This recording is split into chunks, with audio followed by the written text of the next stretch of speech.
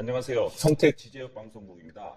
오늘은 LH 주택 매입 약정 공사비 연동형에 대해서 한번 비교를 해보려고 합니다. 그래서 우리가 서울 수도권 전국적으로 매입 약정을 많이 하고 있고 수도권만 공사비 연동형이 돼요. 그래서 이걸 한번 비교 분석을 하는 방송을 갖도록 하겠습니다. 목차는 이제 공사비 연동형이 어떤 건가? 다시 한번 살펴보고, 두 번째로 매입 약정이 어떤 건가 살펴보고, 그다음에 세 번째 서로 비교 분석을 하고 결론을 내리도록 하겠습니다. 자, 공사비 연동형.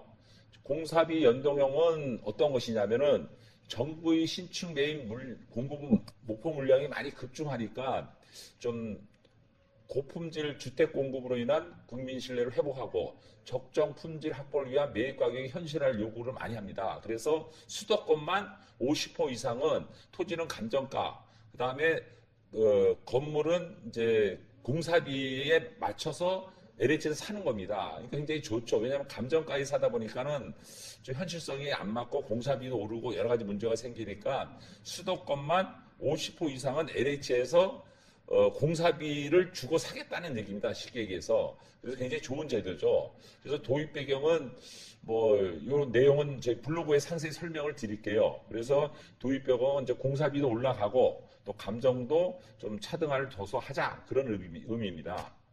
자, 절차는 거의 똑같습니다. 매도 신청하면 서류 심사 및 탁상 평가를 하고, 그 다음에 이제 심의하고 통보하고 설계 도면 협의를 합니다. 설계 도면 협의를 인허가 수준으로 협의하고, 그 다음에 약정 금액 산정 및 매입 약정 대상 주택을 통지하는 거죠. 그래서 통지가 되면은 이 토지비 얼마, 공사비 얼마 해서 LH에서 사는 금액이 나오는 겁니다. 그러면 이제 소유권 확보하고 매입 계약 체결하고 이런 절차를 진행을 하는 거죠. 그럼 골조 완성됐을 때는 한 60% 정도 돈이 나가고, 그다음에 등기 쳤을 때 한 30%, 그다음에 한 달 후에 이제 나머지 10% 나가는 그러한 것이 공사비 연동형입니다. 그래서 공사비 검증은 이제 LH와 설계와 같이 협의해서 이제 통보를 한다, 그런 말씀을 드리고, 그다음에 이제 설계 변경 항목이나 변경 절차는 한 10% 범위 내에서 인정을 했는데, 될 수 있으면은 신청할 때 미리 관할 구청이나 그다음에 LH랑 협의해서 하는 게 낫다는 말씀을 드립니다. 그다음에 이제 공사비 연동형이 이제 물가 연동 방식을 취합니다. 그러니까 물가가 많이 올랐을 때는 이제 좀 인정을 해주는 거죠. 그래서 신청 시점은 착공일로부터 90일 이후부터 요청이 가능하니까 이걸 참조하시면 되겠고, 이 자세한 내용은 평택 지제역 부동산 블로그에 나와 있습니다. 그다음에 이제 설계 변경 및 물가 연동 시 유의사항, 이걸 저희가 살펴보고, 그다음에 공사비 산정, 수량 산정, 단가 산정, 재비율 적용, 공사비 조정, 이렇게 들어가는 겁니다. 그다음에 이제 조달청 원가 계산 방식은 저희가 참조해서 저희가 놨습니다. 그다음에 두 번째, 매입 약정. 정확한 용어는 민간 신축 매입 약정이 되는 거죠. 그래서 도입 배경은 이제 수요 맞춤, 품질 강화, 물량 확보를 하기 위해서 이제 이거를 도입한 거고, 절차는 공사비 연동형과 거의 비슷하지만은 그냥 일반적인 공고 나가고 접수하고 심사하고, 그다음에 이제 심의하고 결과 통보하고, 그다음에 도면 협의하고 1차 감정 평가 이제 통지하고 소유권 확보하고 체결하고, 이런 절차에 의해서 진행이 되는 겁니다. 매매 대금 결정은 이제 감정 평가 협회가 이제 한 개, 그다음에 LH 공사가 하나에 두 개 감정 평가가 해서 산술 평균 금액을 매입 약정이 체결되는 거죠. 그래서 준공 후에 오피스텔, 아파트, 도시형 주택, 다세대 주택, 다가구 주택, 이 감정이 중요하다는 얘기입니다.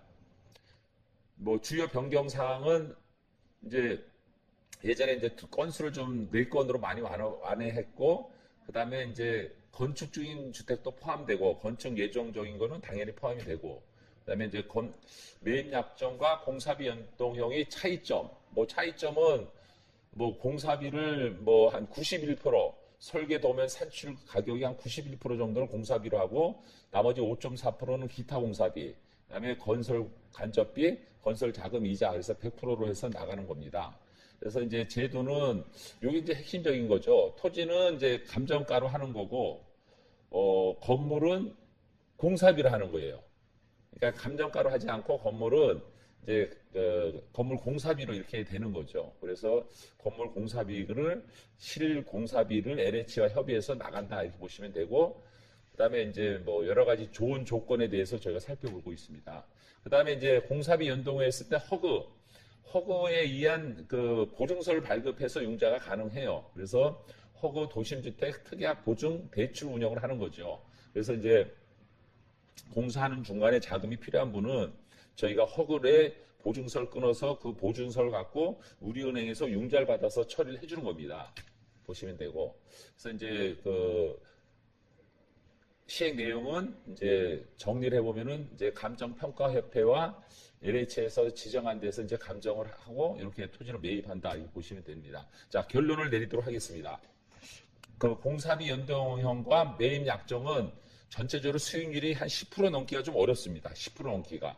그래서 만약 토지를 보유하고 있지 않다면 매입 약정은 수지가 어려워요. 그래서 상황이 된다면 공사비 연동형이 정답입니다. 그래서 수도권에 50세대까지 많이 완화가 됐으니까 공사비 연동형이 좋고, 공사비 연동형은 충청도 뭐 밑으로는 안 되고 수도권, 서울, 경기 남부 북부, 그다음에 인천 여기까지가 되는 겁니다. 그래서 최근 가파르게 오른 공사비를 반영하려면 공사비 연동형밖에 없다. 이걸 살펴드리고, 그다음에 LH 매입 약정 사업은 감정가가 중요하다. 그래서 예상 가격, 감정 가격을 검토 후 사업 승인을 봐야 하는 겁니다. 그래서 설계를 뜰 때 내가 완성됐을 때 그 건물이 감정이 어느 정도 나오는 건가 이걸 봐야 된다는 얘기죠. 그래서 공사비가 합리적인 시공사를 또 선택하는 것도 중요한 포인트고, 그 다음에 감정은 주변 실거래 가격, 공경매 낙찰가 이걸 분석해서 감정이 된다는 거죠. 그래서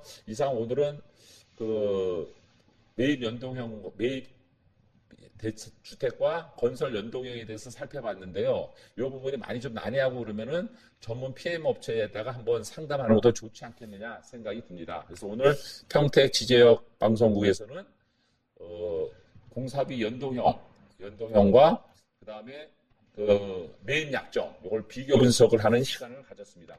감사하고 여러분 구독, 알림, 좋아요 부탁드리겠습니다.